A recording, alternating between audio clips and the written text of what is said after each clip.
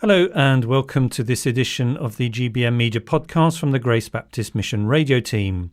Over the next few weeks, we're dipping into the Serving Today archive with a series called Money, Finance and Work. If you've been with us recently, the contributor should sound familiar.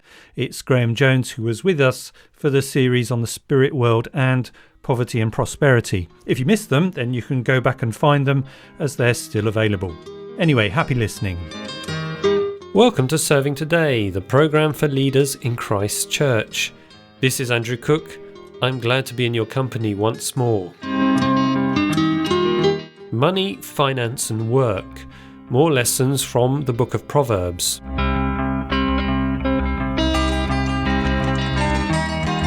We're joined again here on Serving Today by Graham Jones for another part in the series on money, finance and work.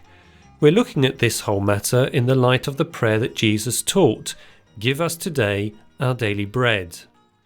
This time we return to Proverbs to find out what relevant lessons we can learn from this book. And here's Graham to introduce today's subject. We've been thinking about how we should be active ants rather than slothful slugs, how God is a worker and we're to be workers. And as we work, God provides the answer to our prayer, "Give us today our daily bread." But what I've found with the people that I've been working with, often if they've been working well and have grasped the principle of being an active ant, their income goes up, but then also their expenditure seems to go up and they start spending more and more money and can end up in an even worse situation than when we first started. Okay, so we're coming back to the book of Proverbs. What does it have to tell us about this whole subject of basically spending too much money? In the book of Proverbs, I would say you can discern a pathway to poverty. There are attitudes and ways of thinking when we're starting to spend too much money that lead us back to that pathway of poverty. But also within Proverbs, there is a pathway of contentment, of what God has provided and how we should use it wisely for serving Him and serving others. What sort of things characterise this slide into poverty? Nobody plans to be poor. But sadly, some of us can end up with that destination at the end of our journey. There are some things that Proverbs points out that we need to think about. There are a variety of distractions in life that can lead to this journey of poverty. In Proverbs chapter 14, verse 23. All hard work brings a profit, but mere talk leads only to poverty. Maybe you know someone, they're a good talker. They can talk for hours. They can set the whole of their country and family and clan on the right path. But they never actually do any work. And so we have to be careful what we do with our time. Mere talk does lead to poverty. One of the other distractions is that sometimes we can be too quick to try and deal with things. Proverbs 21, verse 5. The plans of the diligent lead to profit as surely as haste leads to poverty. He is contrasting here the plans of someone who is purposeful and thorough and thoughtful with somebody who is too quick to do things, somebody who always does a shoddy job, a bad job. And that can lead us on this pathway to poverty. If we're running a business and all the things we do are not thorough and well done, it will lead us to loss. On the same idea, Proverbs 28, verse 22. A stingy man is eager to get rich and is unaware that poverty awaits him. Here is the person whose ambition is to get rich, and so he hasn't understood the idea of giving and supporting others. The stingy man, eager to get rich. He's not aware that his final destination is on this pathway to poverty. Or maybe somebody who is always chasing new ideas. They've always on to the next plan, but they never bring them to fruition. Proverbs 28, verse 19. He who works his land will have abundant food, but the one who chases fantasies will have his fill of poverty. You know the type of person who's always on to the next idea. Person who always is saying that his next job is going to earn money. Or if he only had this, he could follow that. And yet here we see that the diligent man, the righteous, the hard-working man, is the one who is not on the pathway to poverty. You've highlighted these distractions that we see. What else can incite poverty? Maybe there are 4 other things that are worth thinking about in the book of Proverbs. Chapter 20, verse 13. Do not love sleep or you will grow poor. Stay awake, and you will have food to spare. The man who wants a restful life, the man who is not up early in the morning when the sun has got up, the man who is not at his farm working hard or at his business applying himself. Too much sleep leads also down this pathway to poverty. Too much pleasure also does so.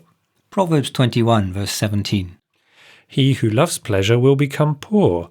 Whoever loves wine and oil will never be rich. You see, sometimes we can get a taste for too many good things. We can spend too much money eating fish or chicken or other luxuries, loving wine and oil. And so we spend all our money on things that we consume that are more expensive. He who loves pleasure will be also on the pathway to poverty. He who eats and drinks too much will also be on the pathway to poverty. Chapter 23, verses 20 and 21. Do not join those who drink too much wine or gorge themselves on meat, for drunkards and gluttons become poor, and drowsiness clothes them in rags. And so here are ways in which we set off on that pathway to poverty. Too much sleep, too much pleasure, too much eating and drinking. But there is also a fourth one. In Proverbs 21 verse 20. In the house of the wise are stores of choice food and oil, but a foolish man devours all he has. Here is a person who has learnt to save. He's learnt to preserve what his harvest has. He stores up his choice food and his oil in order that when there is a time of need, when there is a time of poverty, he has provision already prepared. He has worked out how he needs to plan in order that he will avoid being on the pathway of poverty.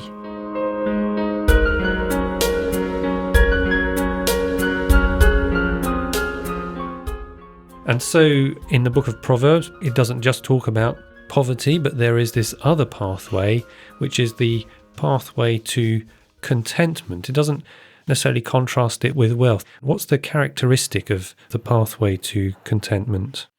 In the book of Proverbs, the author is primarily concerned with our relationship with God. And so in chapter 11, verse 4, Wealth is worthless in the day of wrath, but righteousness delivers from death. and so he is pointing out to us that wealth will not survive. Wealth won't protect us from the time of God's judgment. We need a righteous life. We need to be living rightly before God and trusting in his Son, Jesus Christ. And so Proverbs is not saying that wealth is the important thing. It is saying that living a righteous life and that righteousness will then develop contentment within us. If we look at Proverbs 30 verses 8 and 9. Keep falsehood and lies far from me. Give me neither poverty nor riches, but give me only my daily bread. Otherwise I may have too much and disown you and say, Who is the Lord? Or I may become poor and steal and so dishonour the name of my God. This maybe is where Jesus is quoting from in his Lord's Prayer, give us today our daily bread. And we see here this righteous life that this person is to live. Falsehood and lies far away from him. Enough, sufficient, his portion from God, my daily bread, is what he is looking for. And so he prays that he wouldn't have too much, or else he may depart from the things of God and think that he is sufficient on his own. But he also prays that he shouldn't have too little, because he will be in danger of stealing. He will be in danger of dishonouring the God that he is looking for. And so not too much, Lord, not too little. Teach me to be content with what I have, that I may honour you and honour you as my God and my King. These are parts of the pathway to contentment, a righteous living, a contentment in our hearts and in our lives. But also in Proverbs, we need to learn to be restrained in the things that we do. In Proverbs 23, verses 4 and 5. Do not wear yourself out to get rich. Have the wisdom to show restraint. Cast but a glance at riches, and they are gone, for they will surely sprout wings and fly off to the sky like an eagle. Just as we saw that the pathway to poverty is for those who love pleasure, those who eat and drink too much, here we're told not to wear ourselves out to get rich, to have the wisdom to, yes, work hard, to be diligent, to plan carefully, but having what we need for our daily bread is our prayer, not our riches and our wealth. There are more important things, this righteousness, this contentment, this living for God. And so we remember that riches can be very fleeting and that God is encouraging us to be cautious when we think of this whole topic of wealth and money. Proverbs in chapter 28, verse 25 says, "A greedy man stirs up dissension, but he who trusts in the Lord will prosper." We trust in God to provide for our daily needs. We trust in God in order that we may have the things that we require. We're not to develop that attitude of getting and getting and getting, like the greedy man, the one who is only concerned for himself, selfish in his attitudes and desires. Contentment can make us feel as though God has blessed us and helped us, and he who trusts in the Lord will have what he needs. Another principle on this pathway to contentment is that we need to learn to be generous. It is not what we have that defines who we are, it's what we do with it. It's whether we are showing goodness and love and kindness to others. And so one of the reasons that God trusts people with material things is that they might be doing good. Proverbs chapter 11, verse 25. "A generous man will prosper. He who refreshes others will himself be refreshed." Here the generous man may not be wealthy, he may even be poor, but he gives from what he has in order that he can share with others. The generous man is a picture of the soul who blesses others, a life who makes others happy, who refreshes others, and that will come for a blessing on himself. Maybe you remember in Acts chapter 20, Jesus talked about it was more blessed to give than it is to receive. In the previous verse, in Proverbs chapter 11, verse 24, "One man gives freely, yet gains even more. Another withholds unduly, but comes to poverty." Here he lays before us these two paths we've been thinking about. Someone who withholds his money, who doesn't help others, who is not kind and generous and caring, and that will lead on that path to poverty. But the opposite is the path of contentment, one who freely gives from what God has blessed him, one who is willing to help others, even from the things that God has provided for him and his family, and he gains even more blessing from God, more joy in following God, more pleasures in serving others. And so part of the pathway of contentment is to learn these patterns of generosity, to share with others who are in need. Chapter 22, verse 9. "A generous man will himself be blessed, for he shares his food with the poor." And so here God has laid before us two pathways. The pathway of poverty, some of the attitudes and characteristics, eating too much, drinking too much. Sometimes when people earn a little more, they begin to spend an awful lot more because they think they have it.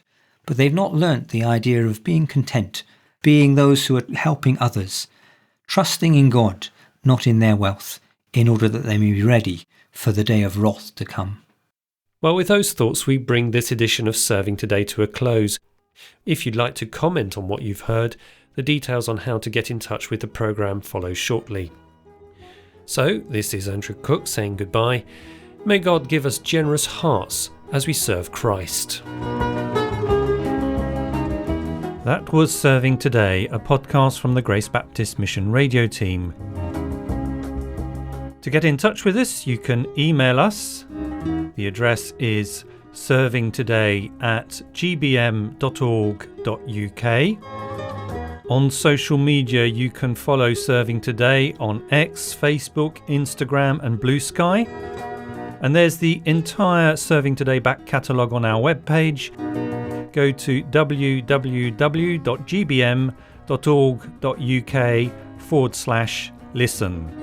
Until next time, goodbye.